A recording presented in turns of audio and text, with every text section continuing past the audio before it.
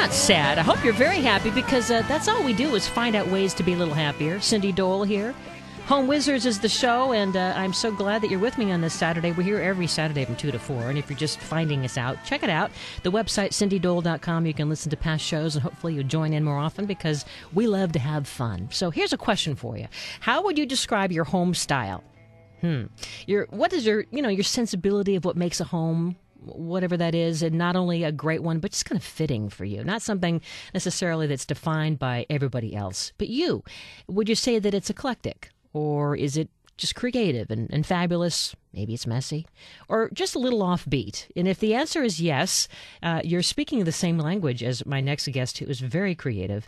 And I think you're going to love hearing more about this website that I just discovered.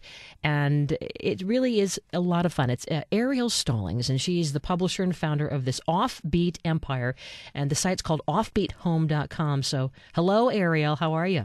Hi there. I'm doing just fine. Thanks so much for having me on today. You got it. Congratulations. A really fun website. And I'm wondering, it's so refreshing. I'm wondering that a lot of people are giving you that same reaction because maybe with, between all the HGTV shows and even shows like mine and magazines, after a point, you kind of go, all right, I'm not all that. I need some help. I'm just kind of me.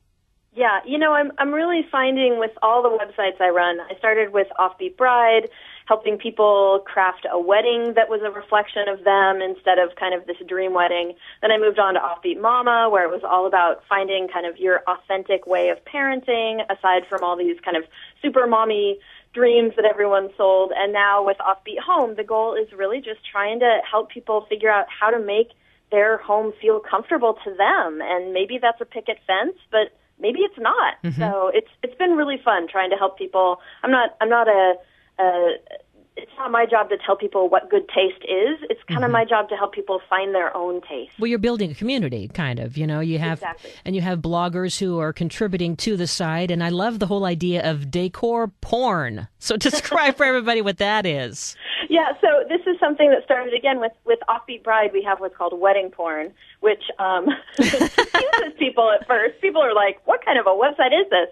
And the idea is basically that, when you're trying to get inspiration and daydreaming about a vision for your wedding or your home, it helps to look at what other people are doing and kind of get inspired by it. And so we use the word porn, very playfully. Obviously, there's nothing sexual about it. It's just images that inspire desire. So the goal with decor porn is to let people look into other people's real homes, not homes that have been staged by professionals or, that a whole team of people have come in and made it look perfect, but just real people and their real houses. And yeah, we tend a little bit towards the offbeat and colorful and quirky, but, it's just about showing how your fellow folks out in the world are living and creating a home that feels good to them. Mm-hmm. And also, as you have so well stated in the About You page, it's that, you don't want people to feel bad about where we live. You don't want to feel bad about where you live. You don't want me to feel bad about where I live. And so I think that people can relate to that. You know what I mean? We've kind of had a lot thrown down our throats. Absolutely. The goal is inspiration and encouragement and celebration. The goal is not ogling expensive furniture that costs as much as your mortgage does. Mm-hmm. I really want it to feel accessible and inspirational and not, we have an article up about home esteem and how, you want to feel good about where you are, and maybe it's smaller than you want, or maybe it's, you can't paint the walls because you're renting, but there are ways that you can make any space feel more comfortable and more like yourself. Mm-hmm. So what would you say is the key to tapping into your offbeat, vibe to get away from the fear? I think the key is really knowing yourself and what your priorities are. I have lived in cities for years, and at a certain point after I got married, I sort of bought into this thing that, we should really have a house now. We're a married couple, and real estate, of course, this was in 2004. Things were very exciting, and how could you not buy a house? Of course we had to buy a house. And so we bought a lovely house in South Seattle, 3.5 bedrooms, beautiful big backyard, fish pond, the whole thing. And I was miserable because living in a big, beautiful house in the suburbs didn't feel right to me. And my priorities are a walkable neighborhood, a real kind of sense of a village with the businesses that are around where I'm living. And so for me, my priority is not a big, beautiful home. It's being kind of urban in a walkable neighborhood. And I had to kind of take apart, what do I want versus what have I been told to want? And I feel like a lot of us wrestle with that, whether it's always going for a bigger house because you always need more space, whether it's, a feeling like where you're living is never quite good enough. I think it's just about figuring out what your priorities are and sticking to that as opposed to the American dream that we're all fed about what our priorities should be. I mean, it gets back to diet, you know what I mean? And, oh, my gosh, I can't get into my skinny jeans. I should be skinnier, or I should be this, or should be that. It's, the keeping up with everybody else thing. Yeah, no, there's definitely, on all three of the websites, there's a lot of talk about, there's pressure from everywhere to try and be something you're not, and ultimately it's about figuring out who you are and finding a way to feel good about that, whether that's your home or your wedding or your family. Well, awesome. I mean, definitely you've hit a great niche. And I love the article that you have, the blog about your home, and the fun colors that you show. It really is a nice kind of peek inside at what you represent and a little bit more about what the website's going to offer. Yeah, thank you so much. I'm definitely a color junkie. That's but I mean, very fun colors. I mean, oranges and pinks and just great blues and all over the place. So very, very cool. Yeah, thanks to my husband for being very patient. He's open to that.